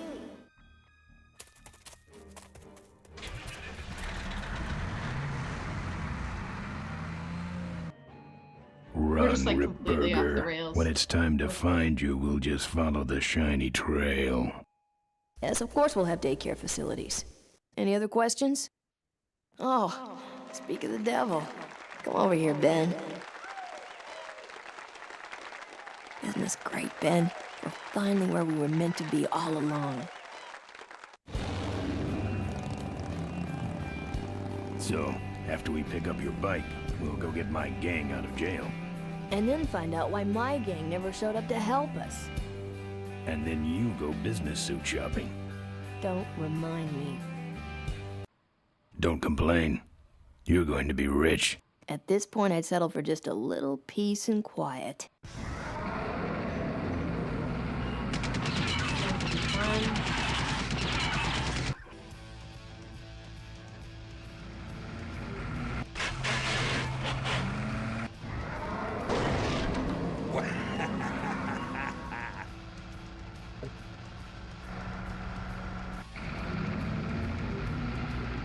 She interrupted my speech, Ben. She really shouldn't have. I was just about to talk about the inherent dangers of motorcycle operation. Huh? What? Can't you make this damn thing go any faster?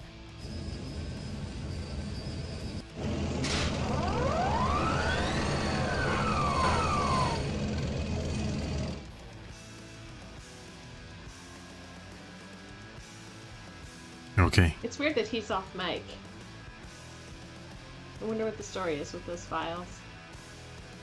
Who's off mic?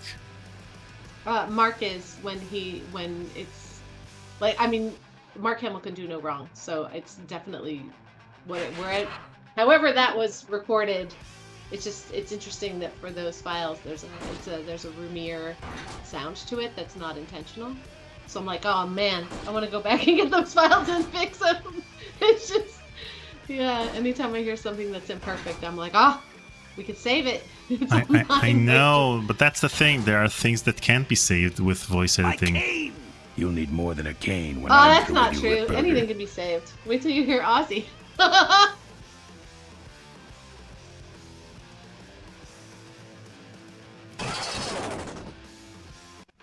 Anything can be saved as long as you record it on a proper mic. Yeah, as long as it was recorded correctly. Yeah, that's true.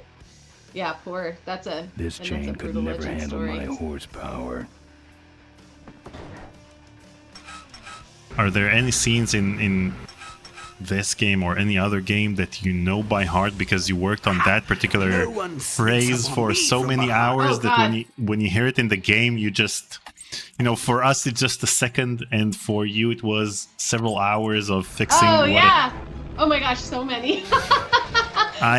Although this was quite easy. I mean, you got Capsusi, you got Mo, like, yeah, at that time, there wasn't I thought you said this thing couldn't move. I said it couldn't fly. I never said it couldn't taxi. Well, flying would be nice since we're headed for the gorge. Ripburger, you're going to kill all of us. Shh, Ben, don't ruin the ending. How do you stop this thing? He's talking to us. I know. Doc! Careful, Ben!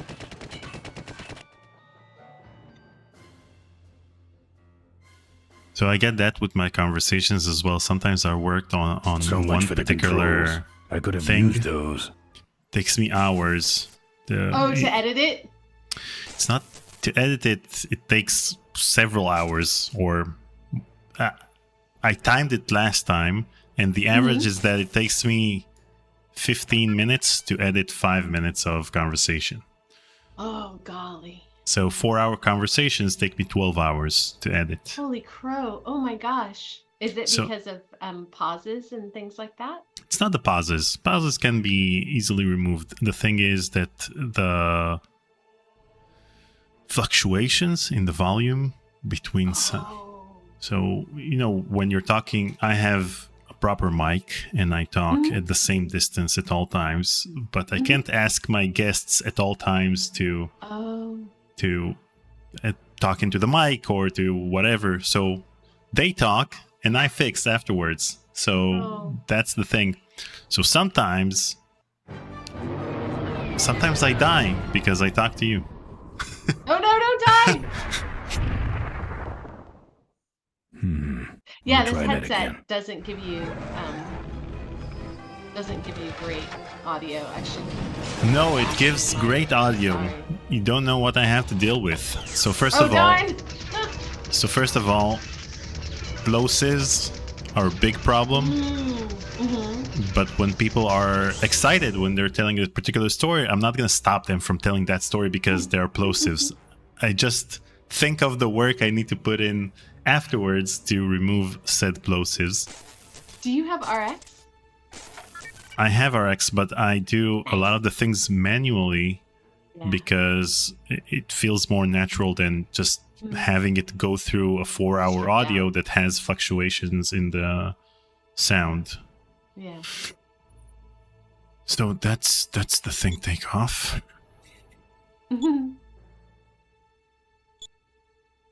Here goes nothing. And one other problem is that sometimes when the Ben, what did you do? when the audio itself is not salvageable in any way, then I just go through the entire conversation to find another instance of that particular word uttered by the guest and just try to place it over there. But Ben, that's not easy either, because first of all, you have to go through the entire I can see him. He's transcript. out cold. Climb back here quick. But the main problem with this is that he doesn't say it in the same manner as the rest of the sentence. So you need to find that person saying the same thing in the same manner. The same way. Yeah. Exactly. Yeah, it's really challenging. Yeah. So that's why when I listen to my conversations, there are particular parts that I listen to, and they're like a second long, but took me hours to work on. And I think it was Julian, Michael, in my conversation with Julian, I told him that Michael told him that whatever it is he was working on for hours, only 12 people will actually notice. So that's what sound editing is all about. Sometimes you do things that either just you or you and just a couple of people will actually notice that it was changed or fixed or whatever. Yeah. For everyone else, I mean, it's just... That's a slippery slope, though, right? Do you know what I mean? Like, I know. It can then give you permission to drop your standards. So I think that's really, I think yeah.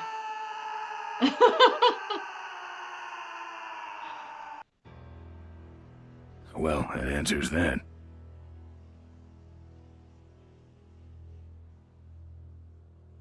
So, for example, in Gabriel Knight 2, they had 1 day to record the voiceover for the game. So you have the cutscenes and you have the voiceover. And it seems that there are 2 types of voiceover. It seemed like there was the voiceover in which they actually got the actors to record. I died again! Oh, because did you walk back? No. No, because Oh, it took too much. Oh, darn! Oh, snack. Damn. And now it's Let me going to try take that you. again. Yeah. It'll take you all the way. Oh, no, it won't. Okay, good. Yeah, okay. Climb There back you here go. quick. Yeah, you just got to walk back. Yeah, Yeah. climb back. There you go. Oh, whoops. Did he fall? No. Oh, I need to turn on. Main menu. Defense. Machine guns. Now I can walk back. Yeah.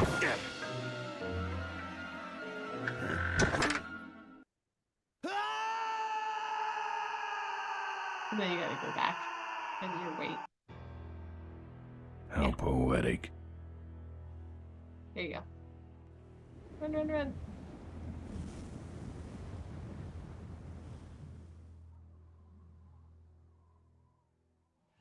Nice. Yay. Wait, come back! We need your weight in the plane! Okay, so here's the funny part about this puzzle. In the original version, it was an actual puzzle because you couldn't see... Wait, let me switch to the original game. You couldn't see that there was a bike on the left. So that was the puzzle. You need to walk to the left, and then you notice that there's a bike. But in the remastered version, because of the widescreen shot, I died again. Ouch. Climb back here quick! Ouch.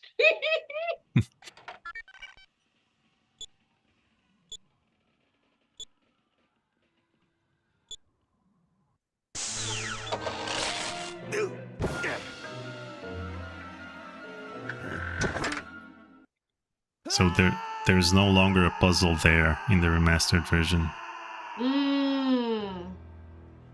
Because you actually see the bike, so you walk and use the bike. Yeah, I think it's hard. I had a someone who worked briefly as a voice editor, and they took an astonishingly long time. Come back! We need your weight in the plane! To cut a line because they were correcting things. They were overcorrecting. And then they went on to work in the art department. But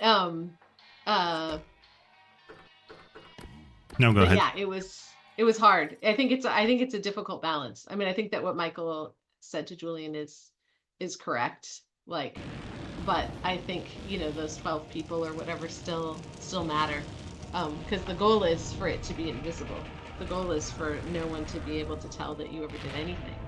It should just feel like water. It should just feel like, oh yeah. I know. Of course those spaceships make sound in space. That's the main goal. That's why. Yeah. That's why after I make any type of edit, I leave it, I mark it in a way, and I get back to it after a couple of days, and then I play it in the background so that I don't remember exactly where I made that change. And if I notice that change without actually looking at the timeline, then I need to go back and tweak it a little more. He gave us freedom. He gave us power. He gave us wings. He gave us wheels. Thank you, Malcolm Corley, for giving us a dream. This is Jack Angel. It will never die.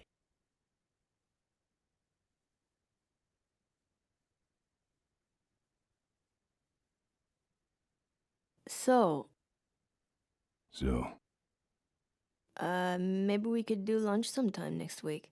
yeah, sure. Lunch sounds great. Things aren't gonna change, are they, Ben? I mean, just because I'm in charge of the company now, and living in a mansion and riding around in limos, that doesn't mean we won't spend a lot of time together, does it? Look, Mo, you're in a different league now. You shouldn't be hanging out with the likes of me anymore. But Ben... Oh, just a second. Hello? What? No, that's crazy. Is he nuts? Look, move the meeting up to 5 and tell the plant foreman that I'm coming over personally to inspect those parts. I know, that's what I told him.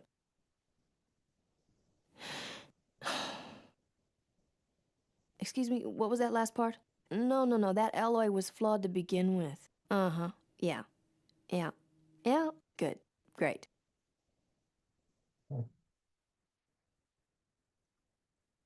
Dun, dun, dun, dun. Jack Angel.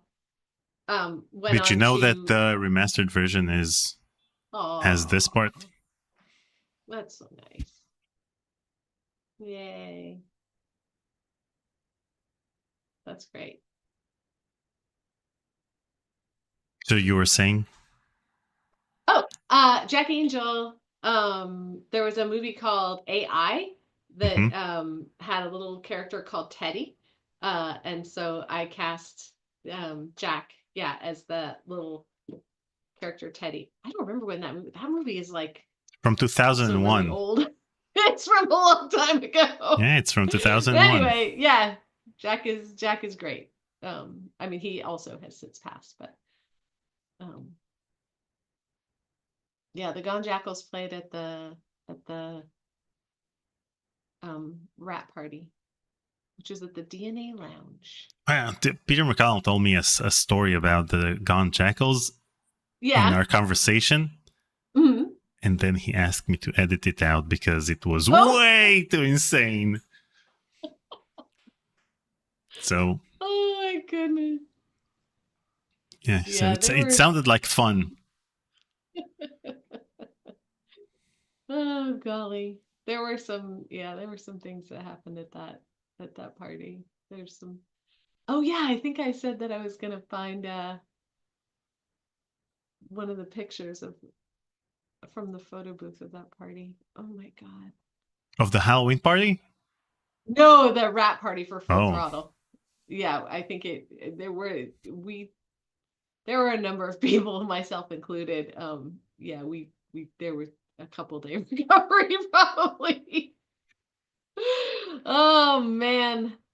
I think, what was I, 22, 23, I think. We were all young and we're all kids back then. We were all kids. Look at this.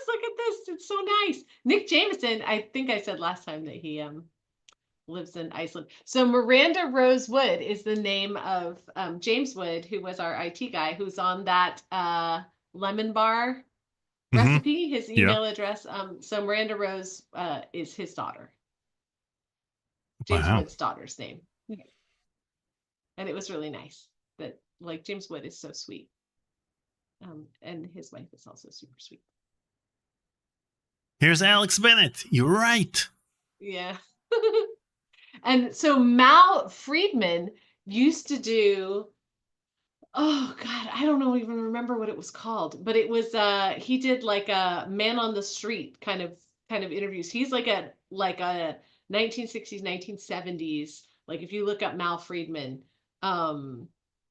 he did a lot of sort of pioneering weird like audio radio comedy things in the Bay Area and in New York.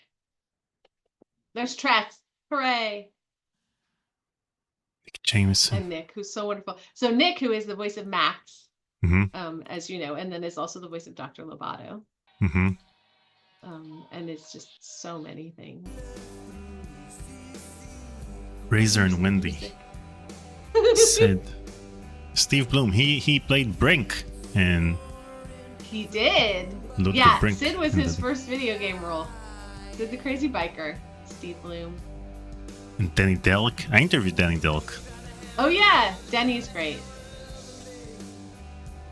Purple Tentacle. Matthew D. Russell. Yeah, I Boot don't Disc remember Maker. that person. I'm sure that they're very nice, but I don't remember them. Just terrible. Someone will probably say I'll that. interview I him. remember Khris Brown. Hey Matthew, how was it to create the LucasArts installer? Oh, Judith, who is also no longer with us, which sucks. Graham Annable. There's Graham.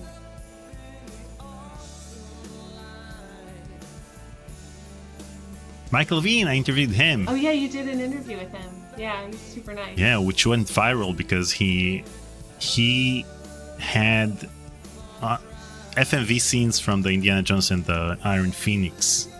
That's amazing. Yeah, and we got There's mentioned. Koya! Yeah, We love you, Koya Elliott. Yay!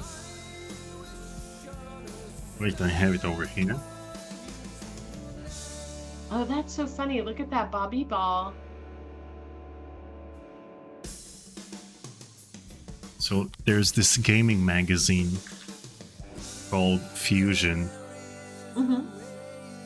and the August issue talked about my conversation with Mike Levine. Oh, really? We got a 2-pager, yeah, Oh man, I need to look at a that. 4-pager. So they talk about my conversation with Mike Levine and about the fact that these scenes were filmed back then and there's no audio. Oh, there's Lisa. Yep. That's so interesting. What is the magazine called? I'll look it up. Fusion. It's a British magazine. Oh, neat. There's Tabby Toasty. Mm-hmm. Damn it, that toasty. God. She's a great person to do an interview with. And then Troy was actually one of the co-founders of Telltale, which I'm guessing you probably knew.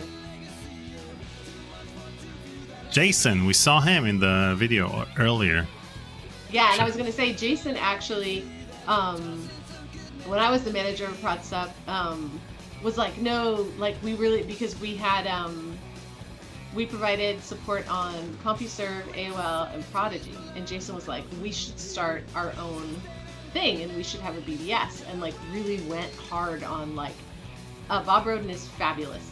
And now has a jazz band. So he's retired, but he plays in a classic kind of jazz band and is wonderful. And Colette, as you know, is Steve's wife, and is wonderful and runs the Children's Museum. Michael Zeeland. What does the Z stand for? Nobody knows. I don't know. I have no idea. So in my conversation but anyway, with... yeah. Go ahead. Oh, I was gonna say, like, props to Jason for like seeing the future and advocating for it, like very, very, very heavily in the early days, because he really pushed that through. And The deserves a lot of website? credit for that. Yeah, the website and the presence on BBSs, and did a lot of work. //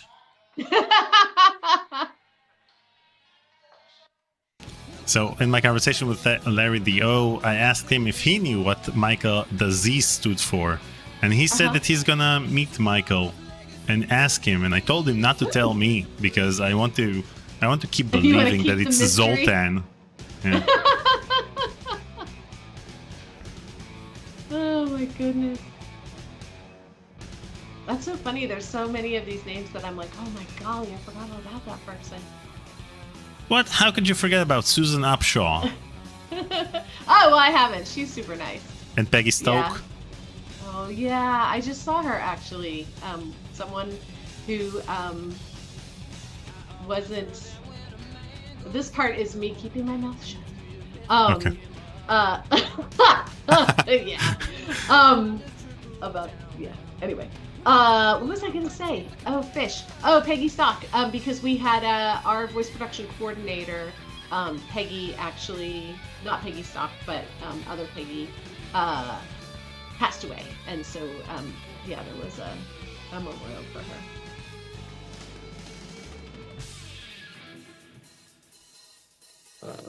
Video Games 1980s joined the chat and asked us if we talked to the chat. Yeah, we talked to the chat. So if you have any questions for Khris. Oh Now's yeah! Oh the my time. gosh!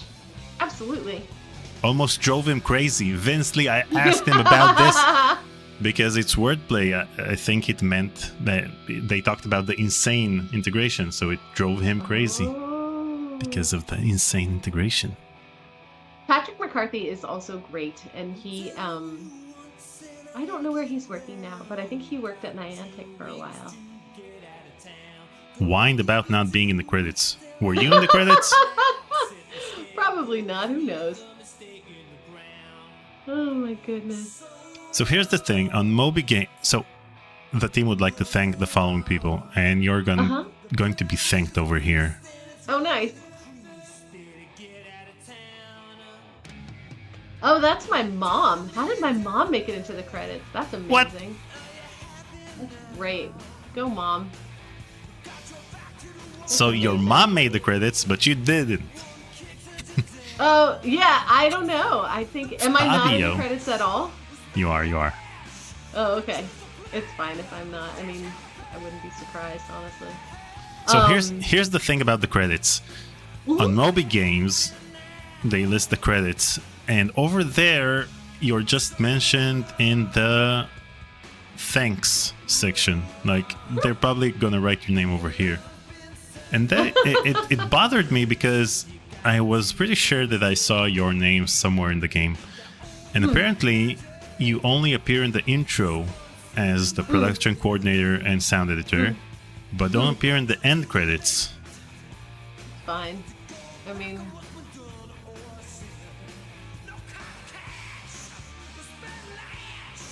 Frida is my cat. That's my childhood cat.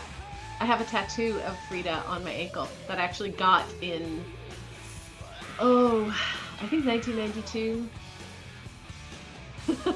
Okay, this is hilarious because Tim has like 3 cats now. Oh yeah, and I think the best one is Michelle's here. The haiku?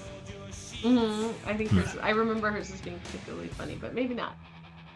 Mark Christensen, this is like, I'm just telling everybody's like secrets, it's so bad. I hope there's no stalkers on this. But Mark Christensen, either his dad or his grandfather, is responsible for the Nutcracker, the very first Nutcracker performance that was done in the United States. Was done by the San Francisco Ballet. And Mark's grandfather, I'm guessing, is the one who either choreographed it or was the head of the San Francisco Ballet. So I go to it every year and I think about his grandfather every year and say thank you in my heart. Oh my gosh. Jonathan Ackley. Khris Brown, Todd doesn't like you. Bang on door but say nothing. Cannot you talk? Huh? That's Mark saying huh? Which I love. Miss Michelle, she's so acid, it's so funny. I didn't know there was yodeling in this. There is. Odd.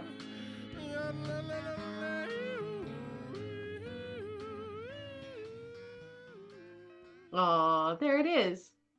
God, The we hated logo. the little gold guy when he came out. Everyone hated the gold guy, apparently.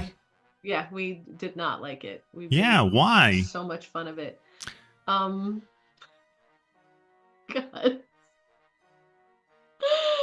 Because, like, what's wrong with Lucasfilm Games? Like, yeah, I don't know, man. Yeah, but the problem, from what I've heard, the problem was not with the name.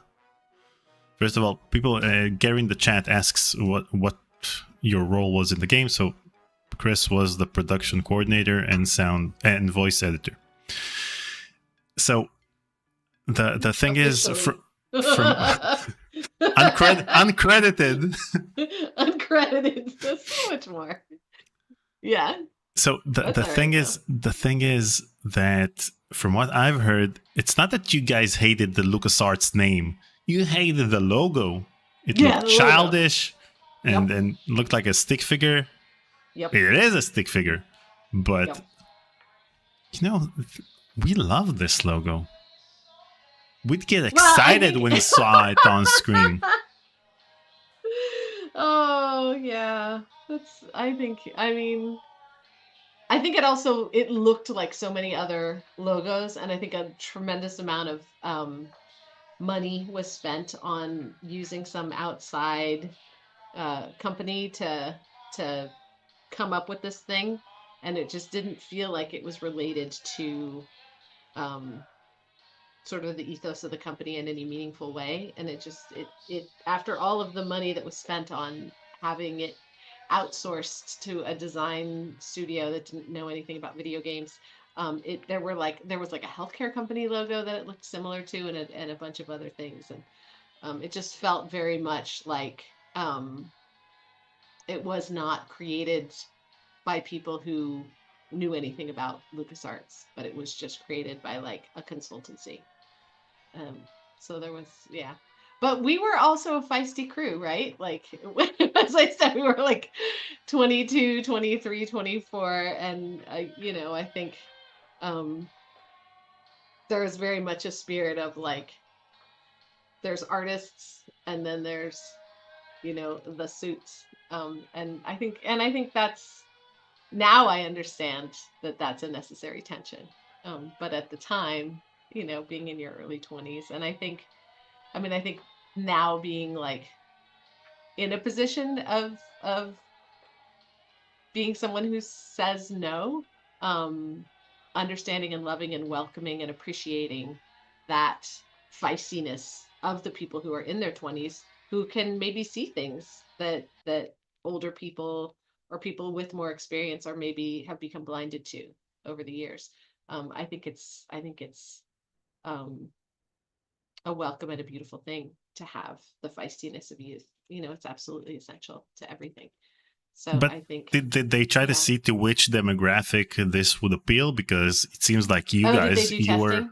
No, I'm asking you if you're aware if they actually did any surveys or yeah. At that time, I don't know that was very much of a thing. A good person to ask. So Mary Burr is brilliant and was definitely like a positive, like of the grown-ups, like she was a very positive person who like listened and navigated and negotiated everything really artfully. And there were some other people who were more not oppressive, but just dismissive, I guess. And yeah, I don't know. A good person to ask. Again, people who were doing things that were so far ahead of their time is Wallace Poulter, who I don't know if you've interviewed him, but he worked in marketing, and he was like, there's this thing, it's called guerrilla marketing. Here's this small, just so thin little, basically a pamphlet about this idea of guerrilla marketing. And now you see everything is influencers. And this is like 92, 93. And he was trying to advocate for this at that time. And from my understanding, I wasn't in those rooms, but from my understanding from like lunches, hallway conversations, that was not necessarily welcomed as much as it could have been, which is my attempt at being tactful. I would talk to Wallace about it, but I think that he really had a very insightful and forward-looking perspective, and can probably speak a lot to the evolution of concepts of user testing and things like that, just because he was heavily focused on the players. What do the players want? Because at that time, video games were not out. They were not outperforming film in the way that they are now. So there just wasn't, it was a teeny tiny dev community. And there wasn't the level of, I think, taking it seriously or really wanting to kind of go hard in a bunch of different areas. And Wallace is really committed to these very future-looking ideas. Yeah, and I would love to hear what he thinks about where we are now. And well, he's on my bucket list for 2025. So is he on your bucket list? Yeah. Yeah, he is an interesting person, like a very sort of deeply thoughtful. sort of person. So, but apparently the logo change appealed to our demographic at the time, which was the 8 to 12. Oh, is that true? I mean, as a kid, I liked the logo, but apparently you guys didn't in your early 20s. And, you know, old people don't like change. So nobody liked it in the company. It's true. I think, you know, I mean, there was a lot of, again, as I view it now, necessary tension that I think kind of helped that, you know, friction creates energy. And I think that I don't know, but there was certainly there was a tension for sure. Yeah. Yeah, but in the end, you guys were right, because they got back to Lucasfilm Games instead of LucasArts. Yeah, I mean, LucasArts is fine. LucasArts is, I mean, it's, you know, what matters is the work. You know, what matters is the people. Yeah, what matters is the people, and the people make the work. And it's, you know, you could just have it be a, you know, a giant polka dot or whatever, and it could say like, I don't know, cat food games. And if it was the people making the thing, then cat food games would have been the thing. So you guys should have had an announcer, just like EA Games had EA Games. Oh, so, LucasArts. Yeah, LucasArts. It's in the game, or LucasArts is in the box. Oh my gosh. Yeah, it's so funny. I know. I feel like I'm like, oh man, there should be like a round table with me, Marcy, Chip. If you're talking about like 90s video game voiceover, yeah, Marcy Gallia and Chip Beeman. Marcy is the head of, and she has been the head of EA Voice and Performance since, gosh, 91 maybe 92. And then Chip goes back to like pre-Sound Deluxe. He was like WB, blah, blah, blah. And it would also be so cool to have agents, like to have like Arlene Thornton, Pat Brady, Kathy Lizio, like, God, Sandy Schnarr, and to have them talk, you know, these people who are, I mean, they've been doing this for 40 years, and they're these incredible, like, just the, you know, titans of making sure that things go well. And they're absolutely invisible and have shepherded sort of these talent pools and these people for decades and decades and decades. Okay, Khris. So yes, sir. I'm not going to take any more of your time since you have plans and I don't. Actually, I need to get to bed. Anyway. Thank you so much. This has been such a joy. What I wanted to ask you is, yes, sir. Given the fact that it's a new year, yes, I wanted to ask you what your plans for 2025 are, apart from the around the campfire conversation you're going to have on January 31st, and I'm going to post the link on our Discord server. What else do you have lined up that you can tell us about in 2025? So I have 4 NDA things. One of them is going to be super neat, and I think it will be announced in 2026. One of them will be announced in 2025, and it was incredibly cool. Yeah, so there's everything is under NDA, nothing I can talk about, which sorry, but yeah, and then hopefully the SAG-AFTRA strike will get resolved fairly and equitably, with positive things for all, and then yeah, and then it'll really be busy because a bunch of things that are kind of holding will be able to move forward. So yeah, I'm in the planning. Oh man, 4 NDAs. Okay, so first of all, well, that's how it is, right?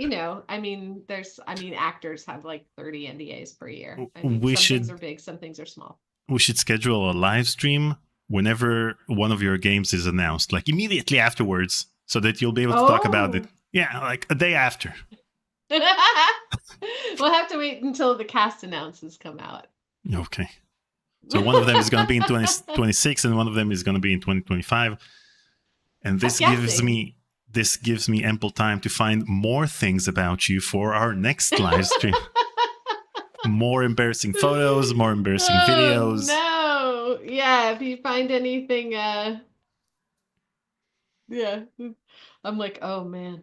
But I think pretty much anything too challenging has probably been scrubbed from the internet by now. I hope. We'll see. Oh my gosh. You're so much fun. I hope you have the best night's sleep. And thank you so much. What an absolute joy this has been. Yeah, it's been. Thank you for joining me once again. This is our much fun. This is our second live stream and our third conversation. And hopefully we'll have a fourth one. We didn't have enough time to play Brutal Legend and actually immerse ourselves into it.